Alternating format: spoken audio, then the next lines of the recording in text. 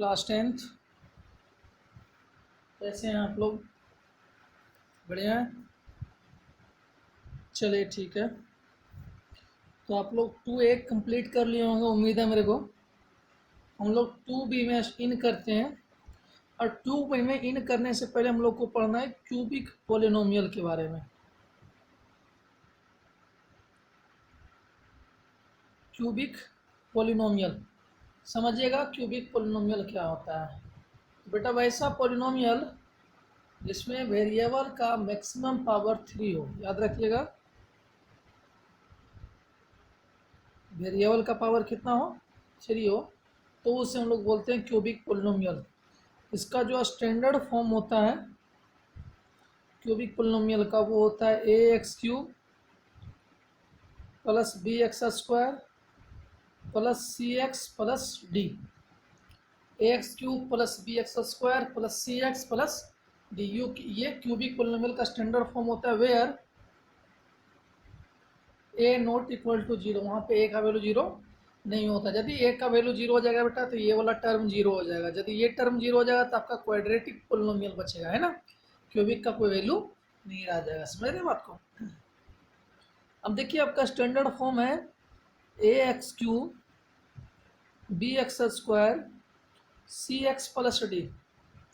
इसके 3 रूट होंगे बेटा। डिग्री 3 है तो रूट भी कितने होंगे? 3 होंगे, मतलब जीरोज भी 3 है ना।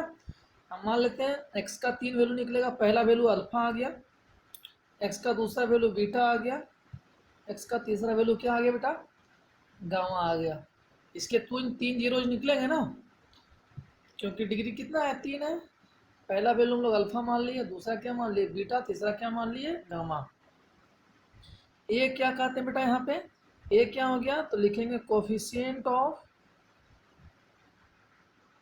x³। बी क्या हो गया? Coefficient of x²। सी क्या हो गया? Coefficient of x। And D क्या हो गया? Constant term. क्लियर हो गया बात मेरा? ए बी सी डी के बारे में इंफॉर्मेशन पता चल गया। आपको यदि बोल देगा बेटा सम ऑफ रूट्स का फॉर्मूला क्या होता है, तो सम ऑफ रूट्स का फॉर्मूला होता है -b/a। b मतलब coefficient of x² by coefficient of x³। Sum of roots मतलब alpha plus beta plus gamma. तो लिखिएगा alpha plus beta plus gamma. 3 root थे ना बेटा आपका, अल्फा बीटा गामा। तीनों को सम करेंगे क्या हो जाएगा? -b/a। पहला फॉर्मूला। कोई दिक्कत यहाँ तक? दूसरा फॉर्मूला बेटा sum of product of roots. Sum of product of roots, इसका जो फॉर्मूला होता है वो होता है c/a। मतलब sir alpha into beta plus beta into gamma plus gamma into alpha is equal to c/a। Sum of product of roots का मतलब alpha into gamma beta, beta into gamma plus gamma into alpha is equal to c/a। Clear हो गया? Third जो होता है वो होता है product of root. And product of roots is equal to क्या होता है बेटा? -d/a। मतलब alpha into beta into gamma is equal to -d/a। Clear हो गया? तो ये प्रोडक्ट ऑफ रूट्स का बात हो गया। तीनों चीज का वैल्यू पता चल गया। अब मान लीजिए बेटा आपको तीनों चीज दिया रहे हैं, मतलब if you have alpha plus beta plus gamma, alpha beta plus beta gamma plus gamma alpha, ये भी आपको पता है। Alpha into beta into gamma, ये भी आपको पता है। तो बोलेगा क्यूबिक पोलिनोमियल कैसे लिखेंगे?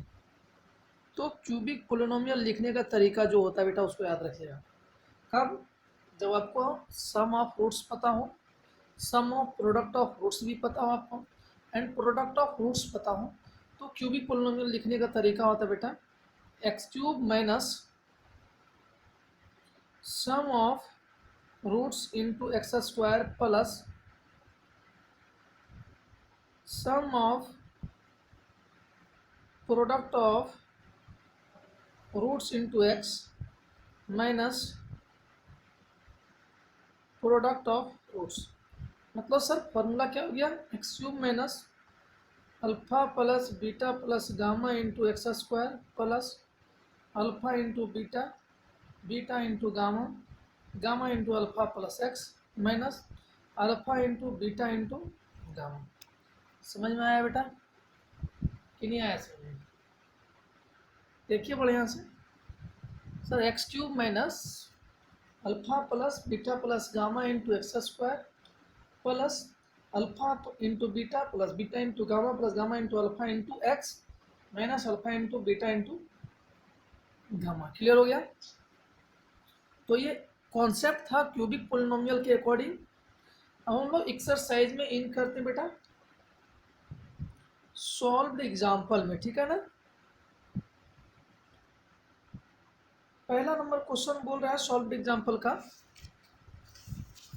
यार पहला नंबर क्वेश्चन बोल रहा है ना बाबू कि कुछ ऐसा चीज verify that 3 minus 1 and minus 1/3 are the zeros of the cubic polynomial. आपके सामने कोई क्यूबिक पोलिनोमियल दे दिया बेटा 3x का power 3 minus 5x square minus 11x minus 3। आपको वेरीफाई करना है कि तीन वैल्यू भी दिया हुआ है, अल्फा का वैल्यू दिया हुआ है 3, बीटा का वैल्यू -1 ले लेंगे एंड गामा का वैल्यू 1/3 ले लेंगे। मतलब x का तीन वैल्यू निकलेगा ना, वो तीनों वैल्यू दे दिया। आपको वेरीफाई करना है कि जो तीनों वैल्यू है वो इसका जीरोज है या नहीं है। समझ रहे बात को? आपको वेरीफाई करना है कि alpha is equal to 3, beta is equal to -1 and gamma is equal to -1/3 इसका जीरोज है या नहीं है। समझ में आया कि नहीं आया? और फिर इसके रिलेशन को भी आप वेरीफाई करके बताइए। समझ रहे बेटा? इसके रिलेशन को भी क्या करना हमको वेरीफाई करके बताना है, ठीक है। तो सर सबसे पहला चीज आपको ये वेरीफाई करना है कि इसका क्या कहते हैं जीरोज है या नहीं है। तो जीरोज फाइंड आउट करने के लिए क्या करेंगे, x के प्लेस पे पहले 3 पुट करेंगे, देखेंगे इसका वैल्यू 0 आ गया तो लिख देंगे यस इसका जीरोज है। फिर x के प्लेस पे -1 पुट करेंगे, देखेंगे इसका वैल्यू निकाल के कितना आता है। फिर x के प्लेस पे -1/3 पुट करेंगे, देखेंगे इसका वैल्यू कितना है। यदि तीनों केस में 0 आ गया तो बोलेंगे अल्फा बीटा और गामा जो है वो इसका जीरोज है। चलिए देखते हैं। तो बेटा आपका क्या लिखा हुआ है, function p x is equal to 3x³ minus 5x square minus 11x minus 3 है ना। x के प्लेस पे 3 पुट करना है तो 3 इंटू 3 का क्यूब माइनस 5 इंटू 3 का स्क्वायर माइनस 11 इंटू 3 माइनस 3, 3 3 जा 9 20 81 हो गया, 3 3 9 25 45 हो गया, 33 हो गया माइनस 3। इसको सॉल्व कीजिएगा बेटा ये 0 आ जाएगा। कोई दिक्कत? सर यस 3 जो है वो इसका एक रूट है, इसका एक जीरोज है क्योंकि 3 पर इसका वैल्यू क्या हो गया 0 आ गया है ना। अब चलिए दूसरा के लिए पुट करते हैं। हम लोग अब x का वैल्यू कितना पुट कर देते हैं बेटा -1 पुट कर देते हैं, ठीक है ना। तो -1 पुट करेंगे तो 3 इंटू -1 का क्यूब प्लस 5 इंटू -1 का square minus 11 into -1 minus 3, sorry -1 होगा तो हो गया बेटा ये -3 -5 प्लस 11 -3। देखिए वैल्यू क्या आ गया 0।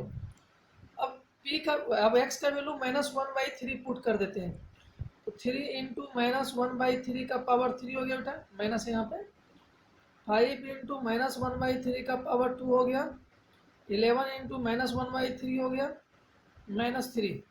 सॉल्व कीजिएगा तो ये हो जाएगा -1/9, ये हो जाएगा 5/9 बेटा, ठीक है। ये हो गया प्लस 11/3 और -3। कोई दिक्कत यहाँ तक बेटा? देखिए सबका एलसीएम ले लीजिए, कितना हो जाएगा 9 -1 -5 प्लस 33 -27 है ना बेटा। कोई दिक्कत तो नहीं है? सर -33 प्लस 33/9 0/9 मतलब देखिए 0 आ गया कि नहीं आ गया। तो सर x का वैल्यू हम तीनों पुट करके देखिए 3 में भी 0 आ गया, -1 में भी 0 आ गया, -1/3 में भी 0 आ गया। इसका मतलब क्या हुआ, लिखेंगे hence x equal to 3 -1 and minus 1 by 3 are the zeros of the polynomial px, ठीक है ना, वो इसका जीरोज है। यदि जीरोज है तो इसके रिलेशन को आप वेरीफाई कीजिए। ठीक है बेटा, इसका मतलब अल्फा इज इक्वल टू कितना हो जाएगा सर, -1 मान लेते हैं, सॉरी 3 मान लेते हैं। बीटा इज इक्वल टू कितना हो गया -1 and gamma is equal to कितना हो गया -1/3। कोई दिक्कत तो नहीं बेटा, अल्फा बीटा गामा का वैल्यू नाम दे दिया हम लोग। पोलिनोमियल क्या लिखा होता है, पी एक्स वैल्यू बेटा 3x³ minus 5x² minus 11x minus 3। मतलब सर ए का वैल्यू 3 हो गया, बी का वैल्यू -5 हो गया, सी का वैल्यू -11 हो गया और डी का वैल्यू -3 हो गया ना। पहला रूल क्या होता है, सम ऑफ रूट्स हम लोग चेक करते हैं, alpha plus beta plus gamma. क्या होता है फॉर्मूला बेटा, -b/a। सर अल्फा दिया हुआ है कितना 3 plus -1 plus -1/3 is equal to minus b का वैल्यू कितना बेटा -5/a का वैल्यू 3 है ना। देखिए 3 -1 -1/3 इज इक्वल टू 5/3। 3 में से 1 जाएगा बेटा कितना हो जाएगा 2 -1/3 इज इक्वल टू 5/3। सॉल्व करेंगे तो यहाँ भी 5/3 आ जाएगा, यहाँ भी 5/3 आ गया। मतलब पहला रिलेशन आपका वेरीफाई हो चुका है। कोई दिक्कत है बेटा यहाँ तक? हम लोग सेकेंड रिलेशन को वेरीफाई करेंगे। तो सेकेंड वाला रिलेशन क्या होता है, alpha plus beta, beta into gamma, gamma into alpha is equal to c/a। Alpha कितना दिया बेटा 3, beta -1, beta -1, gamma -1/3 plus gamma -1/3 into alpha हो गया 3 इज इक्वल टू सी का वैल्यू कितना निकाल चुके हैं बेटा, सी का वैल्यू दिया हुआ -11/3 है ना, ए का वैल्यू 3 है ना, तो हो गया -11/3।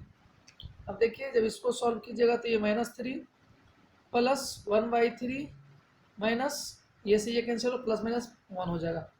-3 -1 कितना हो बेटा -4 plus 1/3 is equal to -11/3। Solve कीजिएगा तो ये आ जाएगा -11/3 इज इक्वल टू -11/3। दूसरा फॉर्मूला भी आपका वेरीफाई हो गया। तीसरा नंबर बेटा प्रोडक्ट ऑफ रूट होता है ना, alpha into beta into gamma, ये आपका दूसरा वेरीफाई हो गया। ये तीसरा इज इक्वल टू क्या होता है -d/a। अल्फा कितना दिया होता है बेटा 3, sir beta -1, gamma -1/3 is equal to minus d का वैल्यू कितना बेटा, डी का वैल्यू -3 है और ए का वैल्यू 3 है ना। तो लिखिए -3/3, 3 से 3 कैंसिल आउट, ये 3 से ये 3 cancel out, minus into minus क्या हो जाएगा +1। देखिए यहाँ माइनस पहले से था तो माइनस इंटू माइनस क्या हो जाएगा +3/3 कैंसिल आउट हो जाएगा 1, तो 1 इज इक्वल टू 1। तो ये तीनों रिलेशन भी वेरीफाई हो गया और क्वेश्चन भी आपका सॉल्व हो गया। हम लोग चेक भी कर लिए कि वो उसका जीरोज है या नहीं है। ठीक है बेटा, यहाँ तक कोई दिक्कत तो नहीं है कोई परेशानी आपको? नहीं है ना, वेरी गुड। हम लोग अब अगले वीडियो में करते हैं, ठीक है। ओके बाबू।